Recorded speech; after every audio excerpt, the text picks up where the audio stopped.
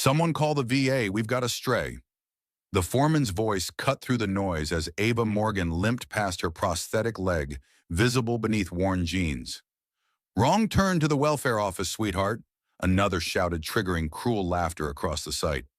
Ava gripped her marine cap, tighter jaw, set eyes forward. She didn't stop, didn't flinch. They didn't know she'd once dragged wounded men through gunfire, that her limp was earned in fire, not faked for pity. 15 minutes later, the job site went silent. 3 black SUVs roared in, blocking the entrance. 7 Navy SEALs stepped out in perfect formation, faces unreadable, boots deliberate. No one knew who they were here for, but the moment they moved toward Ava, every construction worker froze. And for the first time that day, no one laughed. After leaving the Marine Corps, Ava Morgan returned not to parades or celebrations, but to a quiet apartment tucked behind a faded strip mall on Houston's east side. It wasn't much, 2 rooms, a narrow balcony, and neighbors who rarely looked up, but it was hers. A place where no one asked questions, and silence was as steady as the ticking of her wall clock. Every Tuesday, she followed the same routine. She packed her olive duffel, slung it over her shoulder, and boarded the 77 bus headed toward the VA Medical Center. The bag carried her medications, a notepad filled with reminders, and an old marine cap, creased and sun-faded, tucked carefully at the bottom. She never wore it, but she couldn't leave it behind. That cap had been through 2 tours and 3 firefights. It was the last piece of a life she no longer spoke of. Her left leg, amputated below the knee after an IED blast outside Fallujah, had been replaced by a high-tech prosthetic. Its surface was matte black and functional, not flashy. Each step she took on it made a soft, deliberate click. To some, that sound was awkward, foreign. But to Ava, it was a rhythm she understood, a reminder that she was still moving forward. Neighbors knew her only in passing. Quiet lady, they'd say. Always polite, always alone. Kids stared sometimes at her leg or asked rude questions when they thought she couldn't hear. She never responded. She wasn't there to explain herself. At night, the memories returned like uninvited guests. The scream of mortar shells, the static of broken radios, the pressure of a wounded comrade's blood on her hands. She'd sit by the window long after midnight, watching headlights pass through the blinds like searchlights sweeping a compound. Her apartment was still, but inside her mind, battles replayed. Yet she never complained, never talked about what she'd lost. Ava Morgan didn't wear her pain like a flag. She wore it like armor, quiet, invisible, and unshakable. Her war had ended, but the discipline remained. And though the world around her had forgotten what she gave, she remembered. Every day. Houston's midday sun showed no mercy. It beat down on the sprawling construction site, casting harsh shadows across stacks of cinder blocks, scaffolding, and half-framed walls. The air shimmered above the asphalt, thick with red dust and the steady pounding of hammers. Trucks rumbled in and out. Sparks flew from welding torches. Voices shouted over the din of progress. Ava Morgan walked along the cracked sidewalk that bordered the site. Her steps measured, her prosthetic clicking faintly with each stride. She had made this walk dozens of times, heading toward the VA clinic just 5 blocks away. Worn jeans, faded green t-shirt, sun-darkened skin. A woman on a quiet mission, unnoticed by most. But today someone noticed. "Hey!" a voice shouted from beyond the fence. "Wrong turn to the welfare office, sweetheart." The words hung in the air for a split second, then broke into laughter, sharp, juvenile, cruel. Ava didn't break stride. Her jaw tensed, but her eyes stayed forward. On the second-floor scaffolding, 3 workers in neon vests leaned over, nudging each other. One mimicked her limp. Another took a dramatic fall, fake screaming, then roared with laughter. "She probably got that leg discount at Goodwill," one of them said. The ringleader stood at ground level, Rick Tanner, the site's foreman, broad-shouldered, red-faced, always squinting beneath a sweat-stained ball cap. He chewed a toothpick with the same intensity he gave his clipboard. Tanner saw Ava and saw an opportunity not for compassion, but for a punchline. "Somebody call the VA," he bellowed loud enough for the whole crew to hear. "Looks like one of their wind-up toys got loose." The workers howled. Ava's grip on her marine cap tightened. She kept walking, her shoulders squared, her head held high. She didn't stop, didn't flinch. She had faced enemy fire. This was noise. On the sidewalk nearby, a teenager, probably 17, was already filming. She held her phone up, grinning. "This is going viral," she whispered to her friend beside her. "Wait till TikTok sees the RoboCop lady." No one intervened, no one told them to stop. A few workers shifted uncomfortably, but no one spoke up, not even the assistant site manager, who watched with folded arms and did nothing. Ava didn't yell. She didn't respond. But her silence wasn't weakness, it was restraint. Behind that silence were years of discipline, pain, and sacrifice. Inside something twisted, not with shame, but with a kind of ancient fatigue. It wasn't the first time. It wouldn't be the last. Rick Tanner wasn't done. Bet she never even saw action, he sneered. Probably fell off a bar stool in San Diego. More laughter. More eyes turned toward her. But Ava never looked back. She reached into the collar of her shirt and touched the dog tags resting against her chest. The metal was warm from her skin. She rubbed her thumb over the faded engraving, her name, her blood type, her branch. It reminded her, you endured, you served, you mattered. The jeers faded behind her as she continued down the sidewalk, dust clinging to her boots, sweat rolling down her neck. She didn't walk faster. She didn't walk slower. But with every step, she reminded herself why she wouldn't give them the satisfaction of seeing her break. She was almost at the corner when something unusual caught the corner of her eye. A black SUV parked half a block away. Windows tinted, engine humming. Someone inside was watching. She didn't know it yet, but justice was already on the move. Just beyond the construction site, parked in the shade of a sycamore tree, sat a black Chevy Suburban. Its engine idled softly, the windshield tinted just enough to hide the man inside. But he wasn't hiding. He was waiting. Logan Beck sat behind the wheel, elbows resting on the steering wheel, gaze locked onto the dusty chaos unfolding 30 yards ahead. He watched as Ava Morgan limped past the gate surrounded by jeers and laughter. His face, weathered and unreadable, didn't twitch, but his jaw had tightened, slightly, deliberately, the Marine cap in her hand, the mechanical click of her prosthetic, the way she didn't look back. Logan remembered all of it, not just from this moment, but from years ago in another kind of war. He reached down to his forearm, tugging the cuff of his sleeve up, just enough to expose the tattoo inked into his skin, a golden trident wrapped with an eagle and anchor the insignia of a Navy SEAL. Faded with time, but still unmistakable, still earned. The memory came back with clarity sharper than any film. Fallujah, dustfire, bullets, and blood. Logan's team pinned behind a broken convoy, 3 civilians bleeding out. And then through smoke and sniper fire, Ava Morgan sprinted across open ground. Not once, not twice, 3 times. Each trip back, she carried someone. The third run, she didn't come back whole. She had never asked for thanks. She'd never attended the medal ceremonies. Logan did. He stood in full dress uniform receiving commendations. But he never forgot who made it possible for him to stand there at all. Now, seeing her mocked in public, treated like a charity case, a joke, it lit something in him that had lain dormant for years. He picked up his phone. No hesitation, no second thoughts. "It's Beck," he said, voice low and firm. "Send the convoy. It's time." He ended the call and slipped the phone into the dash tray. In that moment, Logan Beck wasn't just a retired SEAL. He was a brother in arms. And no one mocked a Marine who'd carried his bloodied body out of hell, at least not without learning what honor really looked like. Ava Morgan was born in a corner of Kentucky where dirt roads outnumbered paved ones, and the days began before sunrise with the sound of roosters and tractors. Her family owned a small, struggling farm outside of Richmond, livestock, soybeans, and just enough income to keep the lights on. She grew up knowing hard work, early mornings, and the quiet pride that comes from doing what needs to be done, even when no one thanks you for it. Her father was a man of few words but steady hands. Her mother taught her to sew, ride, and fix a busted fence line before she was 12. But by the time Ava turned 18, she knew the farm wasn't her future. The land was tired. Her parents were aging. She didn't want to watch her life shrink into the same rows she'd hoed since childhood. So she walked into the Marine Corps recruiting office with nothing but grit and a high school diploma.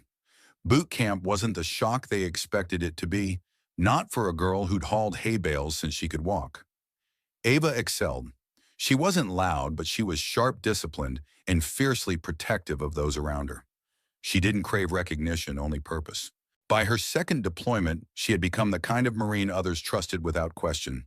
It was in Fallujah during her 3rd month of patrols that everything changed.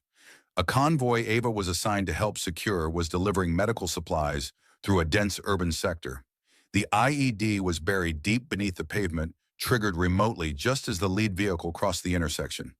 The explosion shattered glass and eardrums, alike flipping a Humvee on its side and igniting its engine.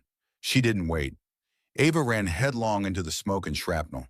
She pulled a dazed corpsman from the wreckage, carried a civilian aid worker screaming, and burned to the safety of the median, and on her third trip back, reached for a Marine trapped beneath twisted metal. That was when the second blast hit. She woke up in a military hospital in Ramstein, Germany. Her left leg was gone below the knee. Her records showed she'd earned a Silver Star, a Purple Heart, and the lifelong respect of her unit. But medals can't shield you from the silence that comes after service. Returning home was like entering a different war, a quieter, colder one. Employers saw the prosthetic before they saw her resume. "We're concerned about liability," one manager had muttered. Another simply said, "This job involves long hours on your feet before sliding her file aside." They didn't care about Fallujah. They didn't ask what she'd done or who she'd saved. To them, she was a risk, a reminder, a walking story they didn't want to hear. And so the girl who once outran fire settled into a life where even stepping into a grocery store meant bracing herself for stares, questions, or worse, pity. The heat on the job site had reached its peak, with sweat glistening on sunburned foreheads and the air thick with the metallic scent of dust and diesel. Laughter from earlier still echoed faintly around the site, though now it was more scattered, less certain. A few workers had returned to swinging hammers, but most still kept an eye on the sidewalk, half expecting Ava Morgan to turn around and give them a piece of her mind. She didn't. But someone else did. Without warning, a low rumble rolled down the street, not the sound of another dump truck or cement mixer, but the deep, unmistakable growl of military-grade engines. 3 black SUVs came into view from around the corner, moving in formation like a unit on patrol. Their windows were tinted pitch black, their paint polished but unmarked. They didn't honk. They didn't slow. They simply advanced with steady precision and stopped in perfect alignment across the front gate of the job site, blocking the main entrance completely. The construction workers stopped what they were doing. Every single one. Someone dropped a wrench. Another took off his hard hat, not even realizing why. The driver's side doors opened first, then the rear ones. 7 men stepped out, all in unison, their movement fluid, practiced, intentional. They weren't wearing full camouflage or combat gear, but something about them made it clear they didn't need to. Black tactical pants fitted dark shirts, sturdy boots. Some had sunglasses, others didn't. None were smiling. They didn't speak, didn't gesture. They just looked. They scanned the site like operators breaching a building, measuring angles, assessing threats, noting exits. The construction crew, so loud and rowdy just minutes earlier, had fallen into a stunned silence. Even the foreman, Rick Tanner, stood rooted in place, his mouth slightly open, unsure if this was a government inspection, a security drill, or something worse. There was something different about these men. It was in the way they walked. Not swaggering, not charging, just absolute control. Their posture didn't ask for space, it commanded it. One of them, older than the rest and clearly the leader, stepped forward. It was Logan Beck. His salt and pepper hair was cropped close. His arms tattooed with a trident, and a line of coordinates hung relaxed but ready. He said nothing as he approached the site, his eyes locked, not on the equipment or the foreman or the towering steel beams, but on Ava Morgan, who was now 2 blocks away and hadn't turned around once. The others fell into position behind him without needing to be told. No one knew who they were. No one knew why they were here. But as they stepped forward in perfect sync, the laughter from earlier evaporated like steam on asphalt. And for the first time that day, the only sound on the job site was the wind. The crunch of boots on gravel was the only sound as Lieutenant Logan Beck closed the distance between himself and the foreman. Rick Tanner, so loud and smug just minutes ago, stood awkwardly at the base of the scaffold, clipboard hanging useless at his side. Sweat had gathered under his arms, his neck flushing red beneath the sun. Beck stopped less than 2 feet away. He didn't raise his voice. He didn't need to. Who just humiliated Sergeant Ava Morgan? Rick blinked. The name must have hit like a bullet. He stammered, trying to keep his cool. "Look, man, it was just a joke, all right. Nobody meant anything by it." Beck didn't blink. A joke. He turned slightly just enough for everyone within earshot to catch his words. His voice was calm, but each syllable cut clean through the heavy air. Sergeant Morgan served 2 combat tours in Iraq. In Fallujah, she dragged 3 wounded soldiers, including me, out of a burning Humvee under sniper fire. She lost her leg doing it. That's not a joke. Silence. Every construction worker froze. Some looked down, others stared stunned. A few slowly began to understand just how badly the situation had turned. Rick opened his mouth and closed it. The bravado was gone. A younger SEAL stepped forward from the SUV line. Tall, buzz-cut, his frame coiled like a spring. He held up his phone. We recorded everything he said flatly. From the sidewalk. Every word. Every laugh. Every insult. Rick's face turned ashen. In case you forgot, the young SEAL added, mocking a decorated veteran on public property while on the clock. That'll go real well when your contractor's office sees it. Logan Beck stepped closer, his tone now cold steel. She never asked for recognition. She never sought attention. But when my squad was bleeding out and insurgents were closing in, she ran through a kill zone 3 times while your kind of men would have been crying for extraction. Beck's eyes narrowed. And you think she's entertainment? A murmur rippled through the growing crowd. Passers-by had begun to stop, drawn by the sight of the SUVs and the tension in the air. Several took out their phones, filming not out of mockery now, but reverence. Beck turned to address them. You laughed at a woman who served with more honor than most men ever will. That ends now. Rick Tanner's mouth opened again, this time to apologize, but the damage was done. Beck didn't wait for an answer. He turned his back to the foreman, a calculated move louder than words. And behind him, every SEAL snapped into position. The reckoning had begun. Ava Morgan had nearly reached the end of the block when she heard the footsteps. Not rushed, not aggressive, just firm, purposeful. She turned slowly, and what she saw stopped her cold. Logan Beck was walking toward her, not in a jog or a hurry, but with the deliberate pace of a man carrying something sacred. Behind him, the 6 other SEALs followed silently in formation. No one else moved. The entire construction site had gone still. No clanging steel, no shouted orders. Just the breeze and the sound of boots. Logan came to a halt just a few feet in front of her. His face was unreadable, but his eyes held something Ava hadn't seen in a long time: recognition. Not pity, not curiosity, not confusion, just deep, steady respect. He stood at attention. Then in a voice both crisp and quiet, he said, "Permission to honor you, ma'am." Ava blinked. It took her a full second to realize what he meant. Before she could respond, Logan raised his hand in a precise textbook salute, and in perfect unison, every member of his SEAL team followed. It was not casual. It was not performative. It was the kind of salute reserved for heroes fallen in battle, or those who had walked through fire and lived to tell the story. Their backs were straight, eyes forward, posture unshakable. Ava stood motionless, her throat tightening. Muscle memory kicked in. Her right hand lifted, fingers curved with sharp precision. She returned the salute not out of pride but instinct, the kind that had been drilled into her bones years ago. But this time it felt different. It felt earned. Logan slowly lowered his hand. Then he reached into a pocket on his tactical vest and pulled out something small and circular.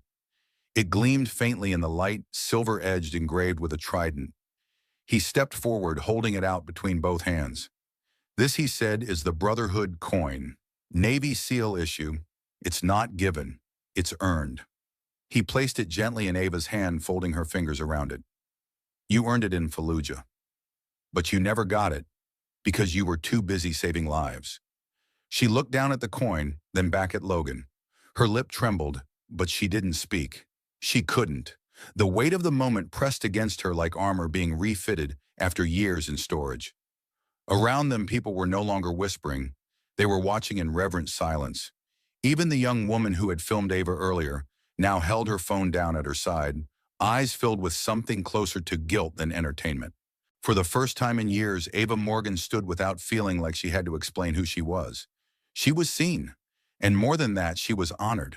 The video of the confrontation spread like wildfire.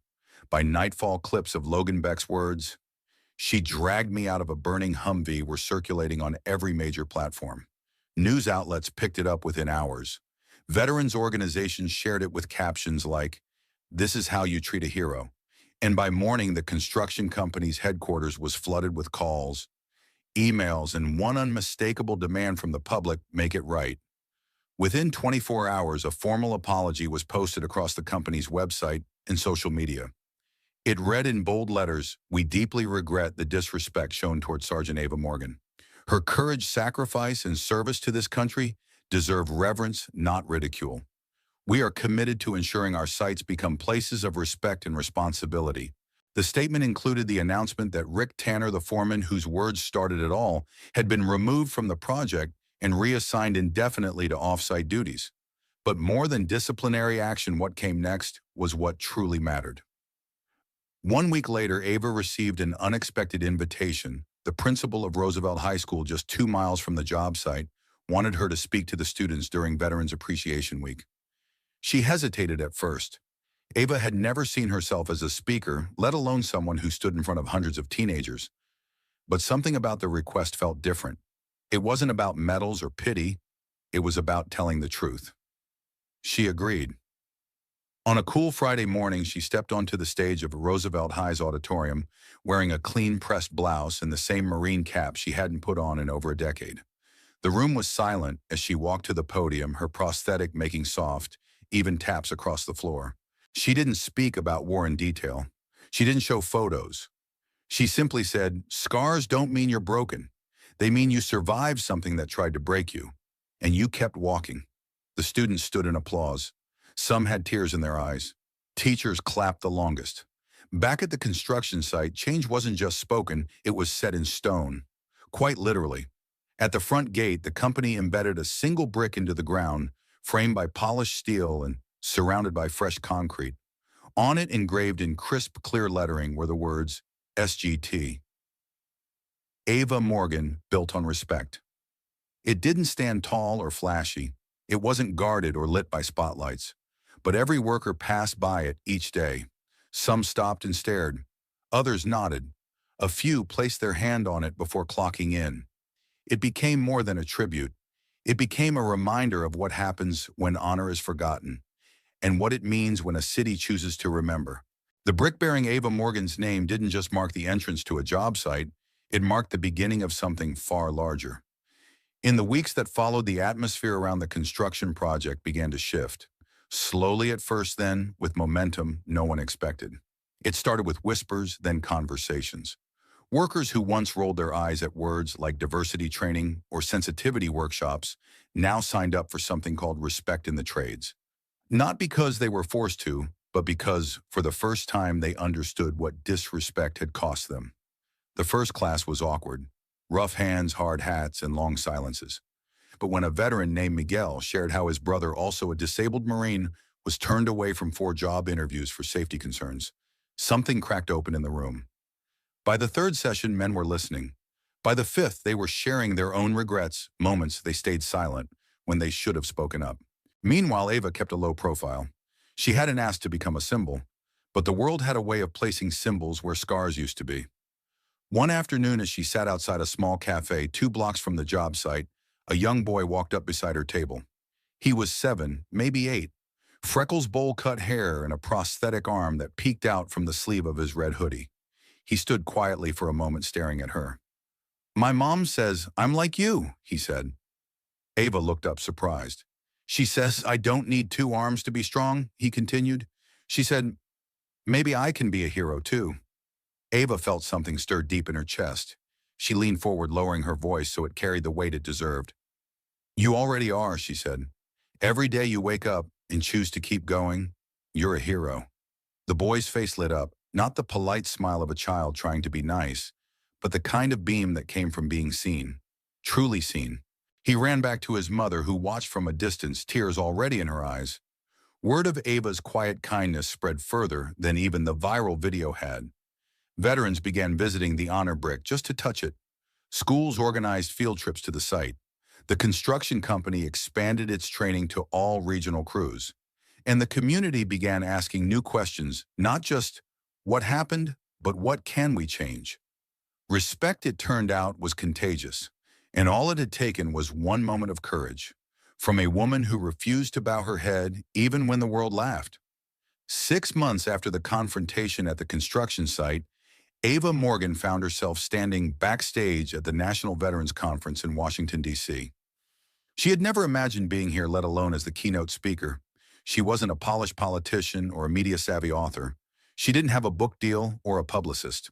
But the world didn't need another headline. It needed someone who knew what sacrifice looked like in silence and what dignity sounded like when it didn't need to shout. A Navy SEAL had once told her, "You never asked for recognition." That had been true. But now she had something more important than recognition. She had a voice, and she planned to use it. As she stepped onto the stage, the lights dimmed and the packed auditorium hushed. Rows of active duty service members, veterans, military families, and national leaders looked up as she took the podium. Among them, seated in the front row, were two faces Ava recognized immediately. Logan Beck sat in full dress, uniform arms folded respectfully. Beside him sat the boy from the cafe, the one with the prosthetic arm now wearing a tiny Marine Corps jacket his mother had stitched by hand. His small hand rested protectively over a polished challenge coin, the one Ava had gifted him during their second meeting. Ava stood tall, the stage lights catching the soft edge of her prosthetic beneath her skirt. She didn't hide it. She never would again. She took a breath, then spoke. "I used to think honor came from medals," she said quietly, "or ranks, or salutes. But I've learned that honor doesn't depend on how many limbs you have, or how straight you stand. It comes from how you face the storm, when everything tries to break you." The silence in the room was electric. No coughs, no shuffling papers. Just breath held still. Some of us come home whole. Some of us don't. Some scars are visible. Some aren't. But all of them matter. She paused, looking directly at the boy in the front row. Courage doesn't always roar. Sometimes it walks with a limp, and sometimes it wears a small red hoodie and holds its head high. The boy beamed, his eyes wide. The applause started slowly, one pair of hands, then a few more, until the entire auditorium rose to its feet. The standing ovation lasted over 2 minutes, echoing like thunder through the high ceilings. Ava stepped back from the mic, not to bask in it, but to share it. She had walked alone for years. Now she walked with thousands behind her. And for the first time in a long time, she felt something she hadn't allowed herself to feel since the war pride. The brick at the entrance to the construction site became more than a tribute. It became a destination. Veterans from across the state and eventually the country made detours to see it. Some came on motorcycles with old unit patches still clinging to their jackets. Others arrived quietly on aching knees and walking canes, touching the engraved name with trembling hands. For many, it was the first time they'd seen their own stories honored in public. The community followed. Students came to learn. Teachers brought lesson plans. Families brought flowers. What began as a moment of humiliation had transformed into a living monument, etched not just in stone, but in hearts. From that single moment, a movement emerged. It started online with a simple phrase shared by the same teenager who had once raised her phone to mock "Let respect be louder than laughter." The hashtag spread. Stories poured in. Veterans, nurses, firefighters, amputees, cancer survivors, all telling the world they were still standing. Not in spite of their scars, but because of them. And at the closing of her keynote address at the National Veterans Conference, Ava stood tall in the spotlight and gave the world her final message. Scars aren't shame. They're proof you survived. The room rose once again. But this time, no one was clapping for a speech. They were clapping for the truth spoken by someone who had walked through fire, been mocked in broad daylight, and still stood without bitterness. Ava Morgan had never wanted to be a symbol, but now she was a reminder that heroes walk among us every day. Sometimes limping, sometimes quiet, but always brave. What began as a cruel joke on a hot Houston afternoon became something much more, a mirror held up to our society, asking, how do we treat those who've already given us everything? Ava Morgan's story isn't just about one woman, one salute, or one brick at a job site. It's a reminder that dignity doesn't ask to be earned, it should be offered freely. That respect is not about medals or uniforms or whether someone walks with a limp. It's about how we see each other when no one's watching. In today's America, where quick judgments often drown out quiet strength, we need stories like this, especially for those of us who've lived long enough to know that the loudest person in the room isn't always the bravest. Sometimes courage walks past us in silence, holding a worn cap and never asking for applause. So let me ask you, have you ever seen someone mocked for their difference and wished you had spoken up? What does honor look like in your community today? I'd love to hear your thoughts in the comments. Share a moment that restored your faith in people, or tell us about the unsung hero in your town. If Ava's story moved, you help it reach others. Like, share and subscribe for more true stories that speak to the heart, especially those that our older generation understands best, stories of resilience, of respect, and of quiet strength. And remember, sometimes the smallest gestures, like a salute or a brick in the ground, can rebuild more than walls. They can rebuild us. Thank you for listening. We'll see you in the next story.